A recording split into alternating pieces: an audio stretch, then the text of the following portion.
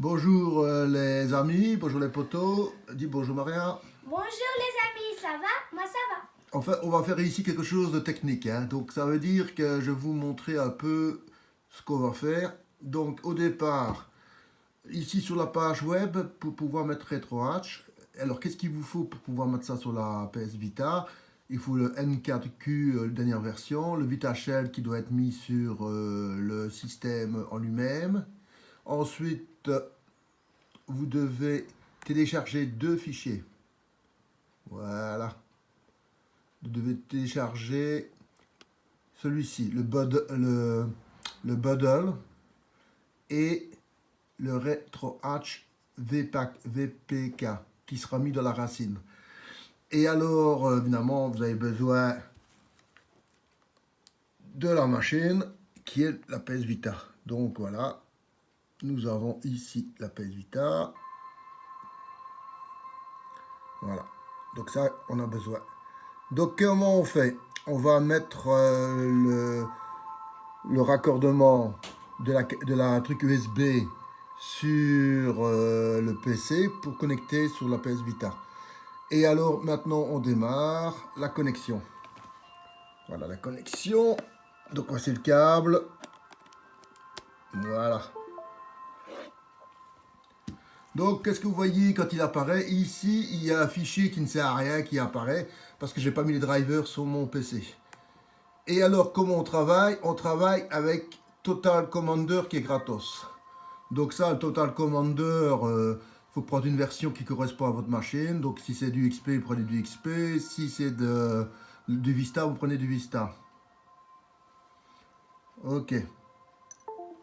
Donc voilà, ça c'est fait. Maintenant, on va vous montrer comment on connecte le... Donc vous venez ici. Donc hop, hop, hop. Voilà, donc il faut... Voilà, vous voyez le Vita Shell, c'est ici. Attendez, hein, voilà. Alors je démarre. Voilà, alors ici, vous avez le bouton Start et le Select. Voilà, ici vous avez deux boutons. Moi je mets ici et ça connecte. Une fois que c'est connecté, un nouveau lecteur apparaît sur votre Total Commander. C'est le F. Donc voilà, il est là. Voilà. Voilà. Ça, on est dans le répertoire de droite, c'est le PS Vita. Alors comment on travaille? Moi j'écris un répertoire qui s'appelle test. Voilà. Et alors, par exemple, j'ai des programmes PCE en émulation, j'en ai que 8. Donc je vais créer un nouveau fichier de complément PCE. Donc je vais faire F7. Donc ce sera PCE E, puisque j'ai déjà un répertoire qui se trouve sur le PS Vita avec... Voilà, ok. Voilà. Maintenant c'est un simple copier-coller. Donc ici, il faut prendre toujours les ROM dans leur extension sans être zippé, c'est beaucoup plus facile hein, pour après.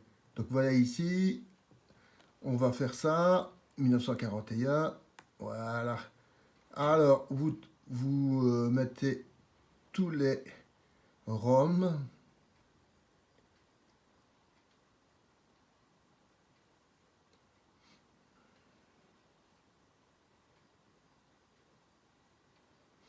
Donc ça prend le temps que ça prend. Attendez, je vais descendre parce que la caméra est juste devant le... Voilà.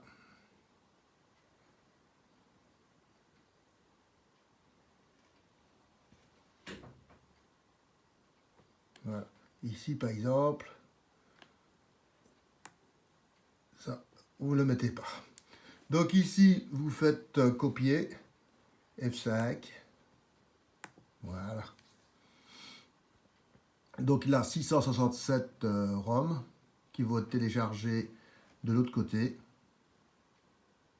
Donc là, on est dans le PS Vita au niveau du répertoire. Hein. Tu ne touches à rien. Tu ne touches à rien. Non, tu ne touches à rien, ma chérie. Parce que ma fille me dit, il y a un truc. Ouais. Alors, quand il travaille, vous voyez ici, USB connecté. Et alors, après, quand tout est copié, qu'est-ce qu'on fait? Eh ben, on déconnecte. Donc, ici, c'est tout à fait normal qu'il y a ça. Alors, l'autre avantage de la connexion, c'est que vous avez le système de la PS Vita, attention, câble, qui est en train de se recharger. Donc, vous ne perdez pas au niveau de l'alimentation. Donc, ça prend un petit temps pour le faire.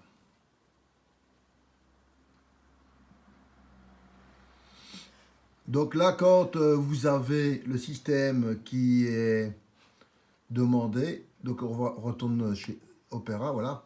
Donc voilà, donc vous devez d'abord mettre le système comme je viens de faire, mais à ce moment-là, vous faites quoi? Ben, vous téléchargez, voilà, vous téléchargez ça.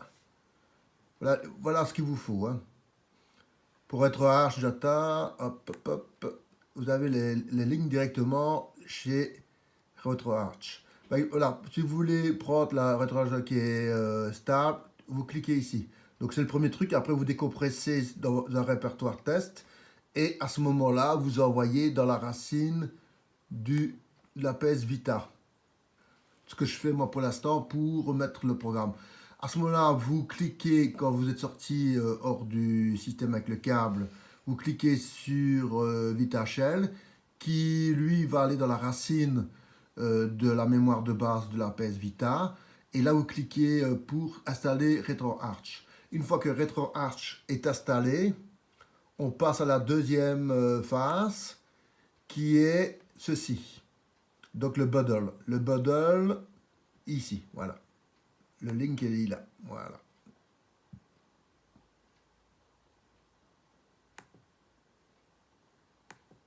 Donc le link, pourquoi il ne veut pas? Enfin bref. Voilà, donc ici le link. Et alors vous décompressez de nouveau sur votre PC et vous envoyez dans la racine de la mémoire de base de la PS Vita. Puis après avec VitaShell, vous le mettez dans le répertoire où se trouve notre RetroArch. Voilà. Donc ici, on revient à notre système. Donc ici, qu'est-ce qu'il y a comme fichier? Il y en a, c'est des PCE, hein. Il y en a 667. Et il y en avait 8 à l'origine. Alors on laisse tout télécharger.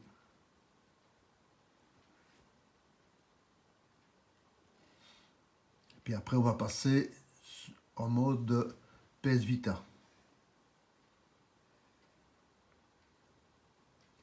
Si vous ne téléchargez pas le bundle, vous ne savez pas travailler avec l'émulateur. Parce que l'émulateur sans le bundle ne sert à rien du tout. Donc ici, voilà, je remets ici. Donc ici, j'ai demandé de télécharger le bundle, voilà. Donc ici, je l'efface, et je l'efface. Donc, il n'y a rien de compliqué pour l'installation, hein.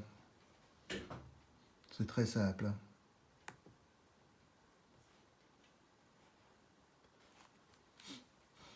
Après, il faut, comment dire, mettre votre RetroArch comme vous avez envie, hein. Et là, je vais vous montrer ça après aussi, hein.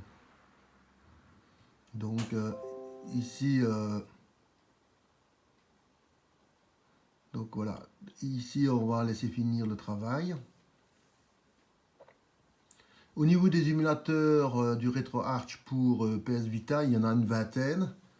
Il y a certains qui fonctionnent bien et d'autres qui sont plus compliqués à faire aller. Donc malheureusement, comme la PS Vita n'a pas marché des tonnes, je veux dire que il n'y a pas assez de programmeurs pour l'améliorer. Et donc on est resté à 20 émulateurs, ce qui est quand même pas beaucoup, hein, alors que le RetroArch, pour le PC par exemple, il est un peu plus conséquent, hein. Donc, d'après la popularité du système que vous installez le RetroArch, évidemment, vous allez avoir plus ou moins d'émulateurs qui vont aller, qui seront optimisés pour la machine et tout ce qui s'ensuit. Donc ici, on est quand même dans quelque chose de bonne volonté, hein. Donc, les gens qui veulent s'en occuper, ben, ils s'en occupent, mais voilà, si ça va pas, ça va pas, on peut rien y faire, hein.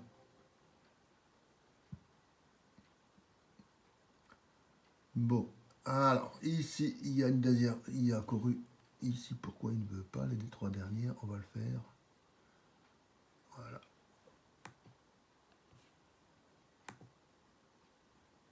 Replacer tout. Voilà. Donc ici, la partie PC est terminée. Je vais déconnecter. Comment on redéconnecte, c'est facile, hein. C'est marqué dessus. Donc vous faites simplement ici, voilà. Donc ici c'est le X, le 0, voilà. Donc ici maintenant on est vraiment dans le système. Et alors avec, voilà, vous voyez ici, on va aller chercher où ça se trouve. Voilà, c'est ici normalement. On va jusqu'en bas. Voilà, alors je remonte. Attendez, parce que je regarde dans le... Voilà. Vous voyez, on a ça. On va avec le bouton d'en haut ici. Voilà. Ici. Hop, je pousse. Je fais un move. OK. Maintenant, je vais dans la racine. Je vais ici. Je vais dans test. Donc, j'ai recréé un test de chaque côté, hein. Là, vous voyez, il y a tous mes répertoires qui y sont. Voilà. Donc, on revient à notre base, à notre racine. Là, on refait le bouton qui est en haut. Là, avec le X, on fait paste. Et c'est parti. Là, il met le temps qu'il veut, hein. Il peut mettre 2 minutes, comme il peut mettre 5 minutes. Alors, c'est pas parce que les fichiers parfois sont gros que ça va aller plus vite ou moins vite. C'est son système à lui qui travaille, hein. Donc, on est sur VitaShell ici. Et voilà, donc... on va prendre le système comme il est. Donc quand on a déjà mis le système sur sa racine, voilà, le travail n'est pas terminé, hein. Il faut aller dans l'émulateur pour faire reconnaître les ROM. Et ça, je vais vous montrer après. Donc c'est quand même assez lourd, hein, comme travail, hein. C'est pas un travail de 5 minutes. Salut les copains et c'est parti. Et là, vous voyez vraiment tout le schéma de travail à effectuer à chaque fois que vous voulez ajouter des ROM, hein. Donc, c'est pas un petit travail à faire, c'est un gros travail, hein. Donc, ici, il travaille à 1780K, mais il peut monter jusqu'à 6000. Des fois, il travaille à 6000, des fois, il travaille à 100K. C'est assez bizarre comme travail. C'est pas du constant. On croirait qu'il travaille toujours constant, mais ce n'est pas vrai. Donc on a quand même que 300 mégas de téléchargement ici. Et vous voyez que c'est assez conséquent comme temps, hein. Donc ça veut dire que quand vous allez acheter une PS Vita sur le net, une qui est comme ici avec le système pour pouvoir mettre le RetroArch, donc une craquée, comme on va dire ça comme ça, puisque c'est comme ça, elle est craquée. Les gens, quand ils mettent le RetroArch, ils vous mettent pas tout ce que je viens vous montrer, hein. Ils mettent pas de la ROM et tout ça, hein, sauf si c'est un système personnel. Sinon, les gens vous mettent même que le RetroArch, et c'est à vous démerder à trouver le bundle et installer le bundle, hein. Et alors, voilà, donc c'est quand même un gros travail que moi, je vous montre comment il faut faire pour que vous puissiez le faciliter pour vous, hein. Quand vous voyez la démarche, ça a l'air d'être simple, mais il faut quand même qu'on vous l'explique, hein. Il y a des tutos en anglais que j'ai suivis. mais en français, il n'y en a pas. Donc, pour la PS Vita en tout cas. Pour voilà, donc comme il n'y en a pas des centaines, je me suis permis de vous faire ce petit... Ça prend un peu plus de temps que celle que j'ai fait d'habitude, mais voilà, c'est quand même un peu plus long, hein, donc il faut quand même avoir un peu de patience. Si vous pouvez faire des petites avances, si ça vous casse un peu les pieds, voilà, ici, tu as l'économiseur qui part, voilà. Alors, c'est pas toujours parce que ça a l'air d'être fini que il vous laisse tranquille, hein. On se dit, mais qu'est-ce qu'il fait? Pourquoi il attend? Il est en train de mettre en mémoire ses fichiers et donc ça prend le temps de finaliser. Comme sur le PC, c'est le même principe. Voilà. Mais ça se voit moins. Donc maintenant, qu'est-ce qu'on fait? On sort de ça. Pour sortir, on fait ici. Voilà. Pac. On vient ici. Et là, on est dans le système. Voilà, on est dans le système. On va aller dans RetroArch. Démarrer.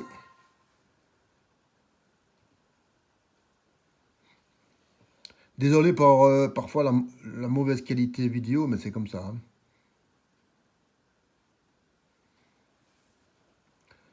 Là, il y a un temps de chargement parce qu'il y a d'autres ROM. Et voilà, ça c'est mon truc personnel. Donc comment j'ai fait? Je vais dans Paramètres, dans Interface. Voilà, ici, c'est Interface, X. Et non, c'est le contraire. Et voilà, donc ici c'est ma config que j'ai fait. Donc si vous voulez regarder les apparences, et voilà. Moi j'ai mis rétroactif. Voilà. J'ai mis le blue électrique, jaquette, ce qu'il faut faire pour avoir les jaquettes. Maintenant, vous voyez tout mon truc, comme ça vous pouvez copier en faisant une pause, hein. Alors ici, maintenant, comment on fait pour aller chercher le répertoire? Ici, vous voyez, analyse de dossiers, ok, voilà. Là, on va dans test, on va chercher PCE1.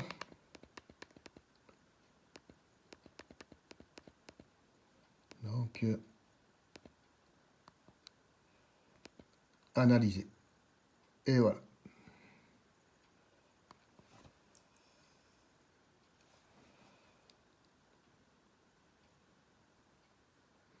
Ah, j'ai fait 2 fois, bah, c'est pas grave. Voilà, j'ai fait pousser trop vite 2 fois. Mais c'est pas grave, comme c'est un petit répertoire, il va aller vite.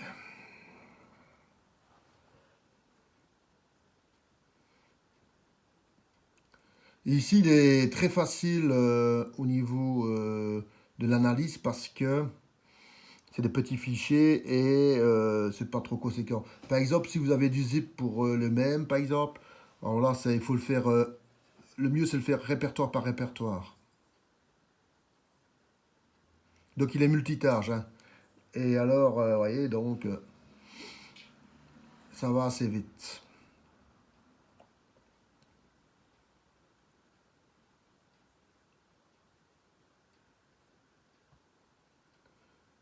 Ça, c'est la seule obligation que vous devez faire. Après, je vais vous montrer ce qu'il faut faire pour télécharger les jaquettes, hein. On va le laisser faire. Là, on ne sait rien faire, donc on sort. Voilà, voilà. Pendant qu'il fait, comme c'est multitâche, ça ne pose pas de problème, hein.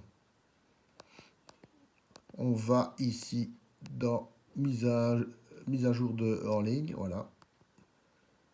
Alors là, on va, voilà, téléchargement des miniatures, c'est des jaquettes, ça. Donc ici, on regarde, comme j'ai fait 2 fois, Ben voilà, donc on a deux fois le système qui se met en place. Parce que quand j'ai appuyé, il n'a pas réagi tout de suite, et maintenant il vient de réagir.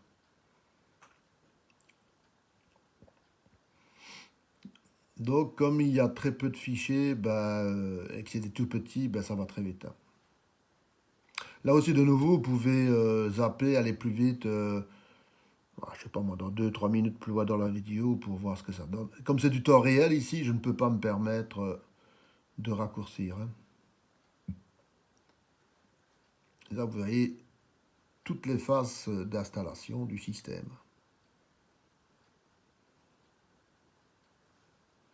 Et pendant qu'il fait ça, il faut le laisser travailler tranquille.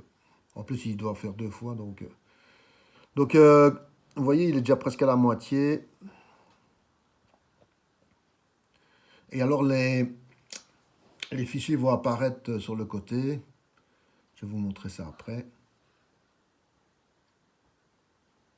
C'est, le système en lui-même est un peu lourd quand même, hein, c'est du rétro-hatch, hein. Donc il y a quand même un travail qui doit être fourni derrière. Les jaquettes, comment dire, l'analyse des ROM et tout ça ne vient pas comme ça d'un coup sans aucun problème. Il faut toujours faire du travail. Donc tout ce qui est à base émulateur, surtout quand c'est par exemple pour la PS Vita, il n'y a rien qui est fourni d'origine avec, hein. Donc les gens, ils ne vont pas passer une semaine comme moi je vais te passer pour mettre toutes les ROM sur ma PS Vita, hein. Parce que ça prend un temps. Et ça, c'est les PSE, les PCE, c'est ce qui va très vite, hein. Mais il y a des ROM où j'ai passé 5 6 heures, comme les MAM. Les MAM, c'est comme sur zippés, ça prend un temps fou pour les mettre en place. Et il y a des fois que ça ne fonctionne pas. Donc c'est assez aléatoire. Alors j'espère que tout le travail qu'on vient de faire maintenant va être récompensé. Ah, ça va parce que ça va très vite. Désolé pour un peu l'attente derrière au niveau du système, mais vous voyez quand même que faire d'émulation sur des petites machines comme la PS Vita requiert quand même beaucoup, beaucoup, beaucoup de patience pour mettre tout ça en place, hein. C'est pas un travail anodin. Comme par exemple certaines machines peuvent le faire sans aucune difficulté. Par exemple, si je veux émuler la PC Engine sur mon PC, il n'y a pas ce problème de devoir réinstaller sur... C'est déjà, je mets directement sur le répertoire où se trouvent les ROM et l'émulateur démarre de lui-même une fois que j'ai configuré correctement le joystick et l'interface graphique. Donc ici, il y a plus gros travail. Et alors, au niveau des qualités de la PS Vita, évidemment, vous avez la PS Vita comme jeu, la PlayStation, la PSP, et alors, évidemment, une vingtaine d'émulateurs, plus ou moins, qui fonctionnent. Mais ce qui est bien, c'est qu'il y a quand même un suivi derrière de ce que Sony n'a pas fait pour sa PS Vita. Il y a une communauté derrière qui le fait, le travail. Alors, les deux choses qu'il faut savoir, la PS Vita, il n'y a que Netflix qui fonctionne. YouTube ne fonctionne plus. Les trucs web, ça, vous pouvez franchement oublier, c'est tellement pourri que ça ne sert à rien. Donc tout ce qui est à base d'Internet sur la PS Vita a été fort négligé et pas vraiment bien optimisé. Donc c'est désolant de voir une machine comme ça. On a laissé vraiment tomber tout ce qui est Internet, tout ce qui peut être multimédia, et tout ça, alors que c'est une machine fantastique, hein. Le fait de ne pas déjà avoir YouTube, peut-être par l'interface, mais c'est tellement lourd et on va, même Sony a laissé tomber, donc c'est déjà pas bon, hein. Voilà, on aura fait deux fois le travail, c'est pas grave. Donc ici maintenant, on a les émulateurs.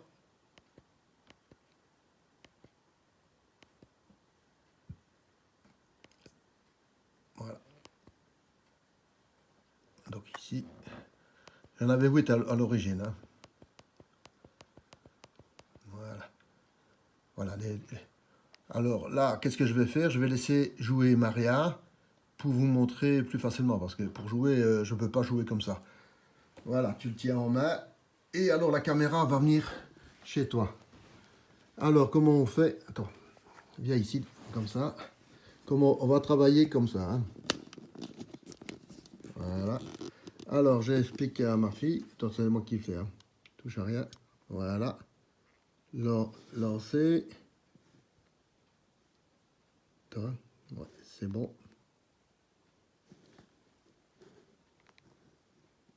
Voilà. Donc ici, on va voir si ça fonctionne l'émulateur, hein, parce que c'est la première fois que je le teste. Ne bouge pas là, ma chérie. Voilà, ça fonctionne. Alors, comme ça fonctionne, presse run bouton. Start.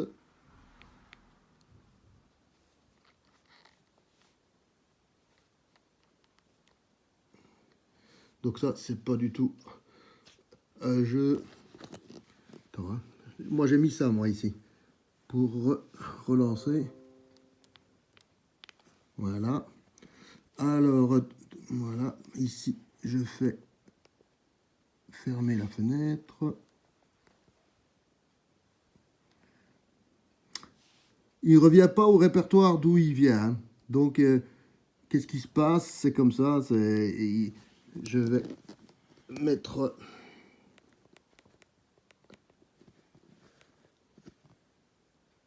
Vous voyez les petites jaquettes. Voilà. Attends.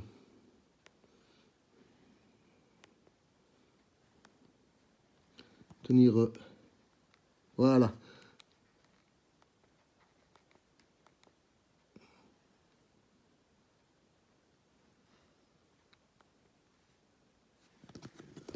J'espère que le deuxième va mieux fonctionner que le premier pour jouer. Donc j'ai laissé dans la configuration d'origine. Hein. Alors, vas-y ma chérie, tu peux jouer. Donc c'est les boutons, tu sais comment c'est. Hein.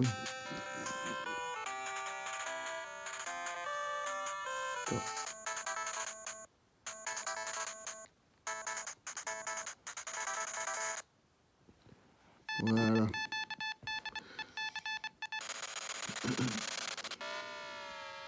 Donc c'est celui, ouais c'est ça. Et le bouton X pour tirer. Faut descendre, hein. Voilà.